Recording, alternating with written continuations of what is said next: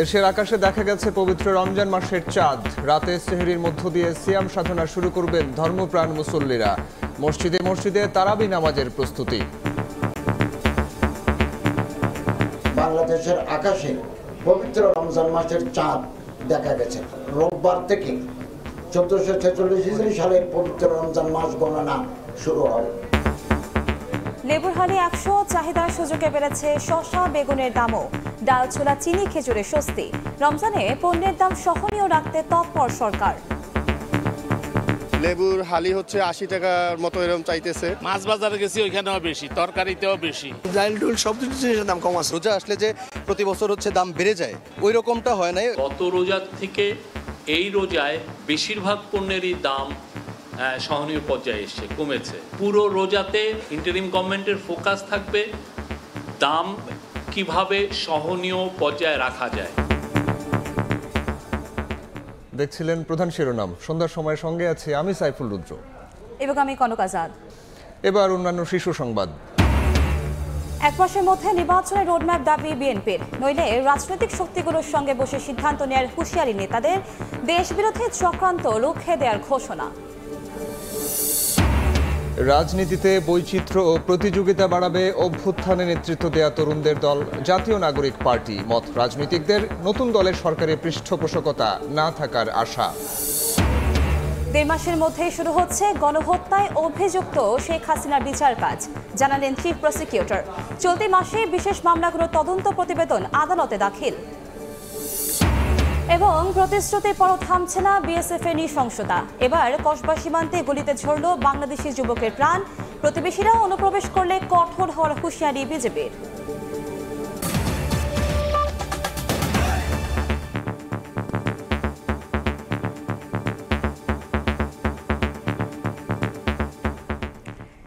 দেশের আকাশে দেখা গেছে পবিত্র রমজান মাসের চাঁদ। রাতে সেহরির মধ্য দিয়ে সিয়াম সাধনা শুরু করবেন ধর্মপ্রাণ মুসল্লিরা। সন্ধ্যা 6:09 বন্দরনগরী চট্টগ্রামের আকাশে প্রথম চাঁদ দেখা যায়। একই সময়ে বরিশাল, কক্সবাজারের আকাশেও দেখা মেলে রমজানের চাঁদের। আজ এশার নামাজের পর তারাবি নামাজ আদায় করবেন মুসল্লিরা। শেষ রাতে সেহরি খেয়ে সিয়াম সাধনা শুরু করবেন ধর্মপ্রাণরা। বায়তুল মোকাররমে ইসলামিক ফাউন্ডেশনের সভাকক্ষে জাতীয় চাঁদ দেখা কমিটির সভা শেষে ধর্ম উপদেষ্টা ডক্টর আ.ফ.ম. খালিদ হোসেনের এই তথ্য নিশ্চিত করেন।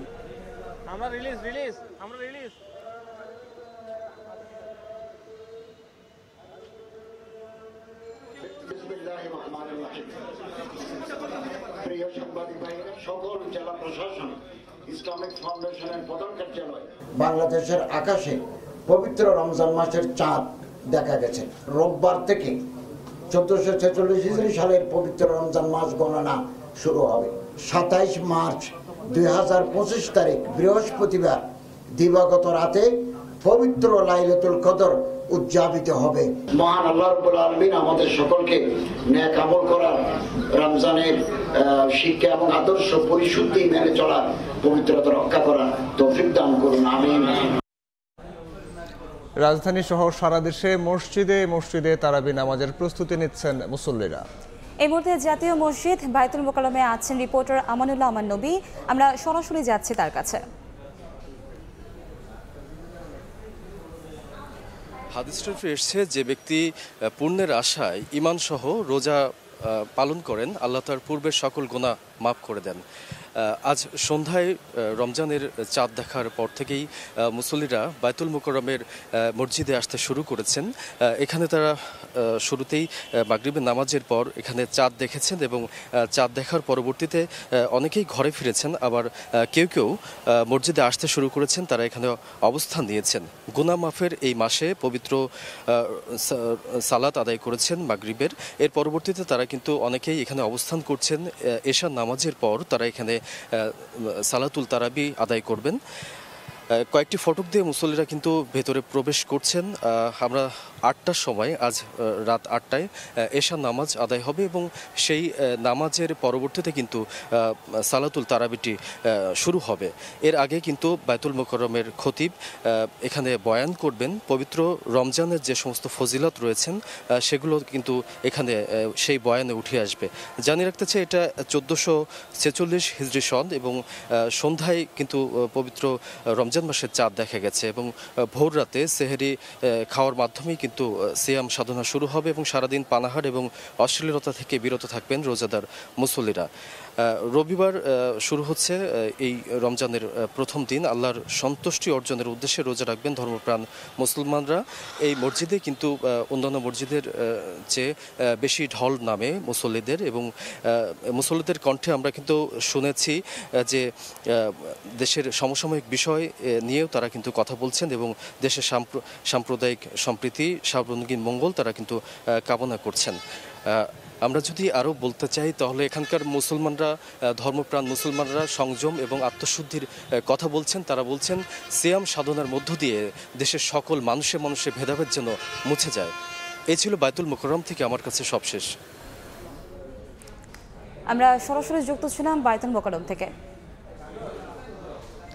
রোজার আগে হঠাৎ চাহিদা বেড়ে যাওয়ায় বেপরোয়া বিক্রেতারা এক হালি লেবুর দাম হাঁকছেন 60 থেকে 200 টাকা পর্যন্ত। একই ধরনের পরিস্থিতি শসা ও বেগুনের দামেও। অস্বাভাবিক দাম বাড়ার যৌক্তিকতা নিয়ে প্রশ্ন তুলেছেন কৃষি অর্থনীতিবিদেরা। তবে বাজারে স্বস্তি মিলছে ইফতারি তৈরি উপকরণ, ছোলা ও ডালে। স্থিতিশীল আছে চিনির দামও। আরও জানাচ্ছেন অন্তরা সেন।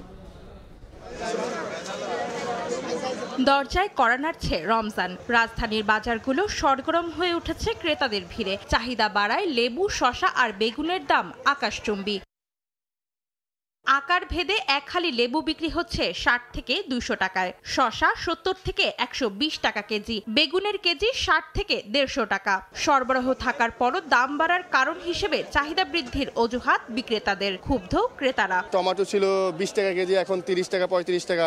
লেবুর হালি হচ্ছে 80 টাকার মতো এরকম চাইতেছে। মাছ বাজারে গেছি, ওইখানেও বেশি, তরকারিতেও বেশি, সব কিছুতেই বেশি। এটা নতুন মাল আইছে দেশি, এজন্য দাম বাড়ছে। সাধারণ মধ্যবিত্তদের জন্য দামটা বেশি মনে হলেও তারপরেও রমজান উপলক্ষে যেভাবে বাড়ার কথা সেভাবে মনে হচ্ছে ঠিক আছে। শীত মৌসুম শেষ হওয়ায় সবজির সরবরাহ কিছুটা কমেছে, তবে যে হারে দাম বাড়ছে তা অস্বাভাবিক উল্লেখ করে বাজারে সরকারি সংস্থাগুলোর হস্তক্ষেপের পরামর্শ কৃষি অর্থনীতিবিদের। দাম যে হারে বেড়েছে এটা খুবই অস্বাভাবিক। এখানে আমাদেরকে ন্যায্য দাম প্রতিষ্ঠিত করতে হবে।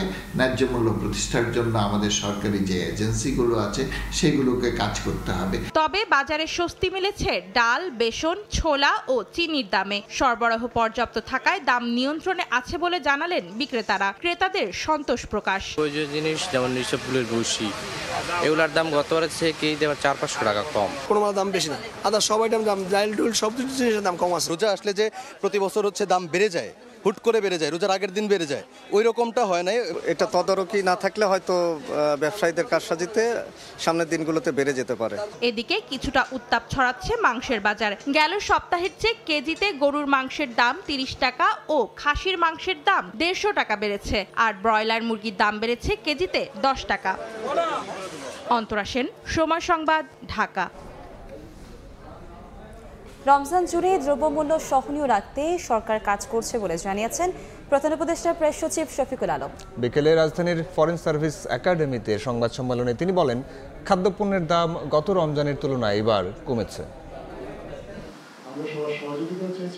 শনিবার বিকেলে রাজধানীর ফরেন সার্ভিস একাডেমিতে সংবাদ সম্মেলনের আয়োজন করে প্রধান উপদেষ্টার প্রেস উইং। আমাদের এখানে ইন্টারিম গভর্নমেন্ট শুরুতেই প্রেস সেক্রেটারি কথা বলেন রমজানের বাজার দর নিয়ে। জানান নিত্য প্রয়োজনীয় দ্রব্যের মূল্য সহনীয় রাখতে বিভিন্ন পদক্ষেপ নিয়েছে সরকার। জিনিসপত্রের দামের গত বছরের তুলনায় এবার রমজানে সকল ভোগ্য পণ্যের দাম সহনীয় আছে জানিয়ে শফিকুল আলম বলেন, রমজান জুড়েই দ্রব্যমূল্য সহনীয় রাখতে কাজ করছে সরকার। গত রোজার থেকে এই রোজায় বেশিরভাগ পণ্যেরই দাম সহনীয় পর্যায়ে এসছে, কমেছে। পুরো রোজায় আমাদের ফোকাস থাকবে যে এটাকে কিভাবে এই দামটাকে সহনীয় পর্যায়ে রাখা যায়। এক মাসের মধ্যেই নির্বাচনের রোডম্যাপ ঘোষণার দাবি সম্পর্কে জানতে চাওয়া হলে প্রেস সেক্রেটারি বলেন, বিএনপি হয়তো ভোট গ্রহণের নির্দিষ্ট তারিখ সম্পর্কে জানতে চাচ্ছে, কিন্তু সরকার আগেই নির্বাচনী রোডম্যাপ দিয়েছে।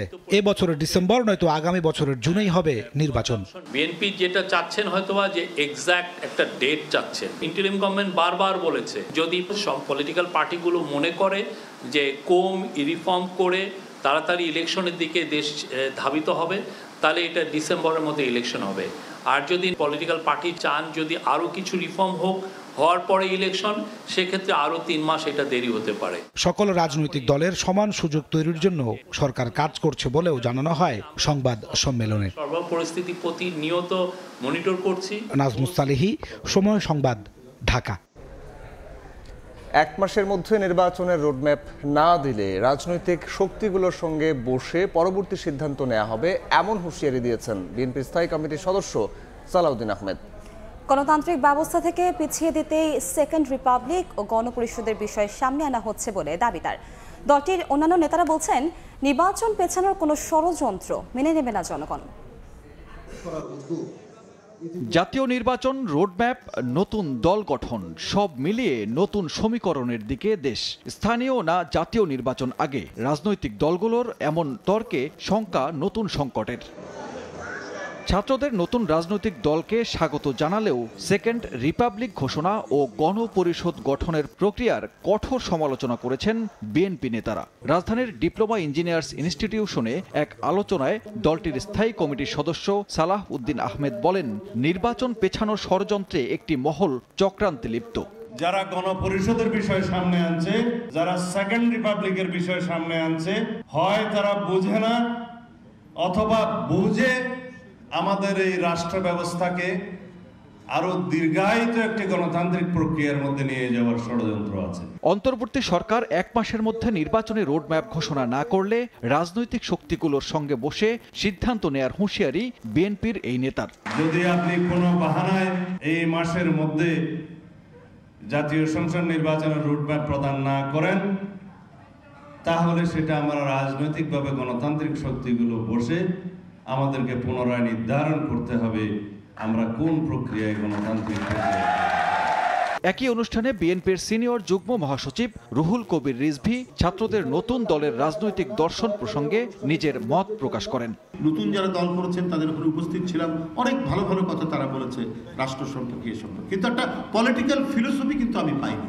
এদিন প্রেস ক্লাবের সামনে জাতীয় গণতান্ত্রিক পার্টির সমাবেশে তরুণদের নতুন দলকে গণতন্ত্রের পক্ষে থাকার আহ্বান জানিয়ে বিএনপির নেতারা বলেন, যারা সরকারকে ব্যর্থ করতে চায় তারাই নির্বাচন পেছাতে চায়। ষড়যন্ত্রকে উৎখাত করতে হলে প্রয়োজন জাতীয় সংসদের প্রতিনিধি নির্বাচিত করে জাতীয় সংসদে সমস্যার সমাধান করা। জাতীয় নির্বাচন দরকার নাই, আপনার স্থানীয় সরকার নির্বাচন দরকার। এগুলো যারা আপনাকে বলছে তারা আপনাকে ব্যর্থ করতে চায়। এদিকে বিএনপির ভাইস চেয়ারম্যান মরহুম আব্দুল্লাহ আল নোমানের রুহের মাগফিরাত কামনায় রাজধানীর অফিসার্স ক্লাবে দোয়া মাহফিলের আয়োজন করে তার পরিবার। অংশ নেন বিএনপির সিনিয়র নেতারা। সানবীর রূপল, সময় সংবাদ, ঢাকা। জুলাই অভ্যুত্থানে নেতৃত্ব দেয়া তরুণদের নেতৃত্বে জাতীয় নাগরিক পার্টির আত্মপ্রকাশকে স্বাগত জানিয়েছেন রাজনীতিকরা। আগামী রাজনীতিতে তরুণদের দল কতটা প্রভাব ফেলবে সে সম্পর্কে এখনই উপসংহারে পৌঁছাতে চায় না রাজনৈতিক মহল। আবার নতুন দলের পেছনে যেন সরকারি পৃষ্ঠপোষকতা না থাকে সে বিষয়টিও ভাবনায় রয়েছে অনেকের। ফারুক ভাই, রবিনের রিপোর্ট।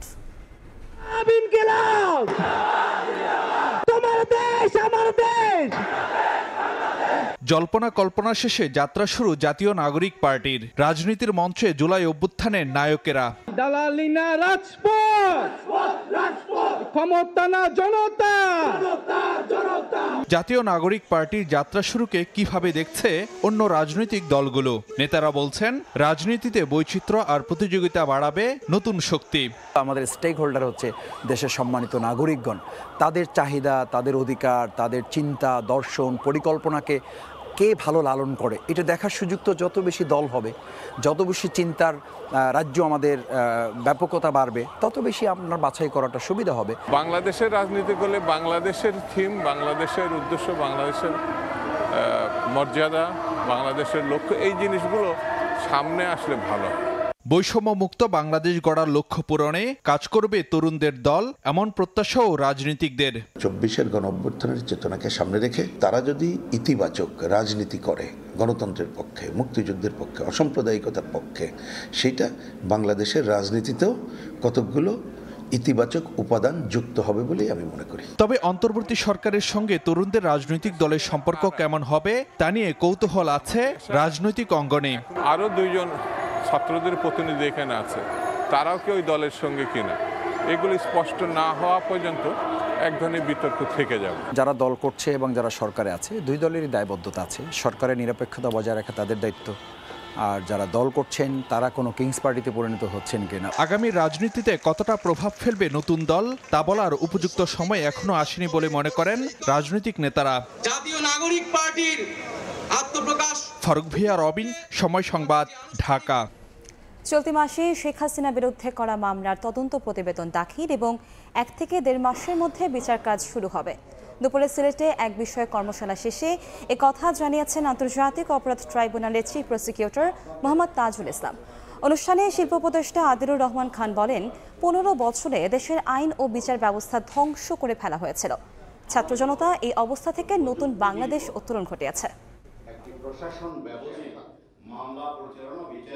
শেখ হাসিনা সহ প্রধান কয়েকটা মামলার তদন্তের রিপোর্ট এই মাসে অর্থাৎ মার্চ মাসের মধ্যেই আমরা পাবো বলে আশা করছি, এবং যদি আনুষ্ঠানিকভাবে এই তদন্তের রিপোর্ট আমরা পেয়ে যাই তাহলে আমরা তারপরে 1 মাস বা 1.5 মাসের মধ্যে আনুষ্ঠানিক বিচারের যে প্রক্রিয়া সেটা শুরু হয়ে যাবে, এবং সেক্ষেত্রে শুরু হয়ে গেলে তারপর বলা যাবে যে কতদিন লাগবে। কারণ এই বিচারে বিচারিক যে ডকুমেন্টসগুলো আছে, ডিজিটাল এভিডেন্স আছে, লাইভ এভিডেন্স আছে, ডকুমেন্টারি এভিডেন্স আছে, এবং দুই পক্ষের সাক্ষীর ব্যাপার আছে, সেগুলো আদালত নির্ধারণ করবেন যে কতদিন সময় সেখানে তারা নেবেন। রাজধানীর নিরাপত্তা জোরদারে অল আউট অ্যাকশনে গোয়েন্দা পুলিশ। ডিবি প্রধান জানিয়েছেন, চুরি, ছিনতাই ও ডাকাতিতে জড়িতদের বেশিরভাগই কিশোর গ্যাংয়ের সদস্য। ছিনতাই, ডাকাতির সাথে যারা যুক্ত হচ্ছে তাদের বেশিরভাগের বয়স 15 থেকে 30-এর মধ্যে। এদের অনেকেই কিশোর গ্যাং। বিভিন্ন এলাকায় চিহ্নিত সন্ত্রাসী বাহিনীর কথা আমরা শুনতে পাচ্ছি। তাদের বিরুদ্ধে আমরা অল আউট অ্যাকশনে যাচ্ছি। ডিএমপির গোয়েন্দা পুলিশ প্রধান আরও জানান, রমজানে মার্কেট ও শপিং মলে কেনাকাটা করতে ভিড় বাড়ে, চলে নগদ অর্থের আদান প্রদান। এজন্য এসব এলাকায় থাকছে বিশেষ নিরাপত্তা ব্যবস্থা। দূরের যাত্রাপথ, বিশেষ করে বাসে কোনো দুর্ঘটনা যাতে না ঘটে সেই লক্ষ্যে গোয়েন্দা তৎপরতার মাধ্যমে আমরা আগে থেকেই ডিবির তথ্য প্রযুক্তির ব্যবহার বাড়াচ্ছি। যৌথ বাহিনী ও ডিবির অভিযানে ধীরে ধীরে আইন শৃঙ্খলা পরিস্থিতি উন্নতি হচ্ছে জানিয়ে রমজানে নগরবাসী অধিকতর নিরাপদে থাকবে বলে আশ্বস্ত করেছেন ডিএমপির ডিবি প্রধান। বিন্দুমাত্র ছাড় দিব না। মাসুদুর রহমান, সময় সংবাদ, ঢাকা। সন্ধ্যার সময় আরো থাকছে। You're gambling with World War III. And what you're doing is very disrespectful to the country, this country. Trump Zelensky বৈঠকে নজিরবিহীন বাকবিতণ্ডা। ভেস্তে গেল খনিজ চুক্তি, ইউক্রেনকে সমর্থন ইইউর। মার্কিন প্রেসিডেন্টের প্রশংসায় রাশিয়া। তীব্র বাকবিতণ্ডা ও যৌথ সংবাদ সম্মেলন বাতিলের মধ্য দিয়ে শেষ হলো বহুল প্রতীক্ষিত ট্রাম্প জেলেনস্কি বৈঠক। শুক্রবার হোয়াইট হাউসের ওভাল অফিসে বৈঠকে মার্কিন প্রেসিডেন্ট ডোনাল্ড ট্রাম্প ও ইউক্রেনের প্রেসিডেন্ট ভ্লাদিমির জেলেনস্কির মধ্যে উত্তপ্ত বাক্য বিনিময় হয়। জেলেনস্কিকে অকৃতজ্ঞ আখ্যা দিয়ে তৃতীয় বিশ্বযুদ্ধ সৃষ্টির পথে হাঁটছেন বলেও মন্তব্য করেন ট্রাম্প। আর জেলেনস্কি বলেন, যুদ্ধবিরতি চাইলেও পুতিনের সঙ্গে কোনো আপোষে যেতে চান না তিনি। উদ্ভূত পরিস্থিতিতে খনিজ সম্পদ নিয়ে দুই দেশের চুক্তি সই হয়নি। এই ছিল সন্ধ্যার সময়। সঙ্গে থাকুন সময়।